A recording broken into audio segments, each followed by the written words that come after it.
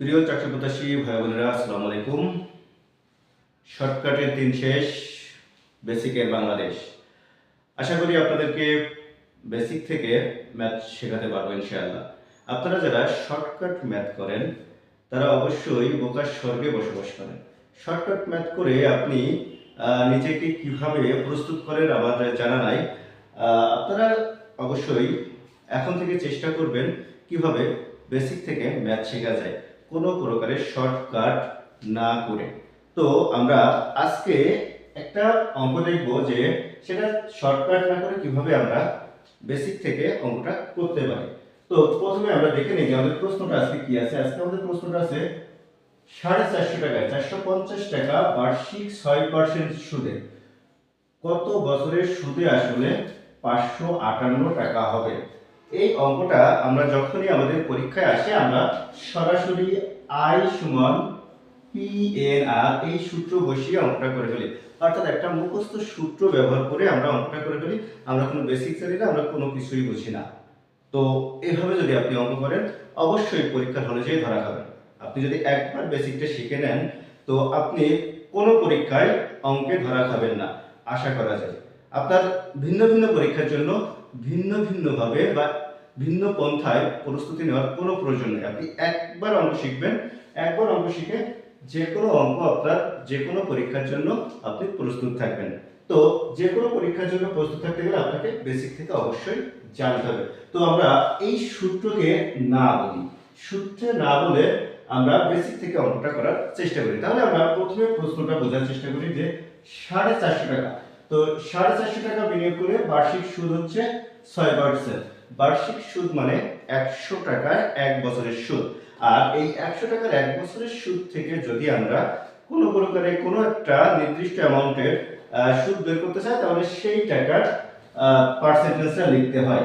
তো আমাদের এখানে যেহেতু 450 টাকা আছে তাহলে 100 টাকার 1 বছরের সুদ 6 টাকা হলে বা 6% হলে আমরা 450 টাকার 1 বছরের সুদ লিখব 450 এর 6%। এটাই আমাদের 450 টাকার 1 বছরের সুদটা বেরিয়ে আসবে। তাহলে এখন যদি আমরা 450 টাকার 1 বছরের সুদটা বের করি তাহলে কত হচ্ছে আমরা একটু হিসাব করে নিই। 450 এর 6/100। আচ্ছা 6/100 যদি এটা একটু কাটাকাটি করি, কাটাকাটি রিটেনে করা যায় না কিন্তু প্রিলিতে কিন্তু আমরা কাটাকাটিটা করতে পারি। তো কাটাকাটি করলে 0 0 কেটে দিলাম। এটা যদি 2 দিয়ে কাটি তাহলে 3 আর এটা 2 দিয়ে কাটলে হয় 5। আর 5 কে 45 কে 5 দিয়ে কাটলে হয় 9। তাহলে 3 9 27 টাকা। তো আমরা দেখতে পাচ্ছি যে 450 টাকা এই যে আমাদের যে মূলধন দেওয়া ছিল সেটা 450 টাকা 1 বছরের সুদ 6% সুদে কত হচ্ছে 27 টাকা। এখন আমাদের প্রশ্নের বাকি অংশ বলছে কত বছরের সুদে আসলে 558 টাকা হবে। তো সুদ এবং আসল মিলে 558 টাকা হবে, যেখানে আমাদের আসল বলে দিয়েছে 450 টাকা। তাহলে সুদ কত? সুদ হচ্ছে আপনার এখানে 558 থেকে যদি আমি আসলটা বাদ দিয়ে দিই, সুদ আসল থেকে আসলটা বাদ দিয়ে দেই তাহলে কিন্তু আমরা সুদটা পেয়ে যাচ্ছি। তাহলে এখানে বিয়োগফল হচ্ছে 8 0 1 108 টাকা। তো আমাদের কত বছর হয়েছে, কত বছর চেয়েছে?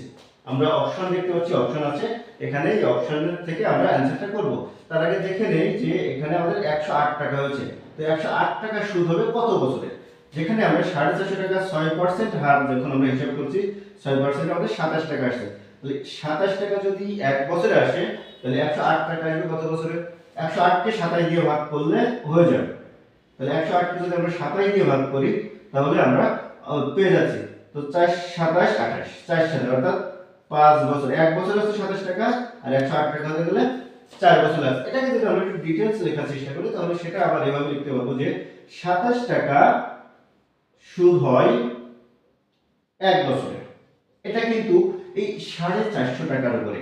তাহলে 1 টাকা সুদ হয় কত? 1/27 বছরে।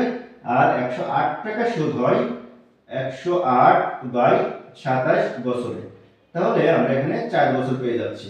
তো এভাবে আমরা অঙ্কটা করে নিতে পারি। যেহেতু আমরা প্রিন্টে করব এই লেখালেখি ঝামেলায় না যেয়ে তখন আমরা বেসিক হিসেবে যে 27 টাকা 1 বছর হয়েছে তাহলে 108 টাকা হবে কয় বছরে? 108 কে 27 দিয়ে ভাগ করলে আমাদের অ্যানসারটা বেরিয়ে যাবে। আশা করি এভাবে বেসিক থেকে অঙ্ক করার চেষ্টা করবেন। ধন্যবাদ সকলকে, আজ এ পর্যন্তই।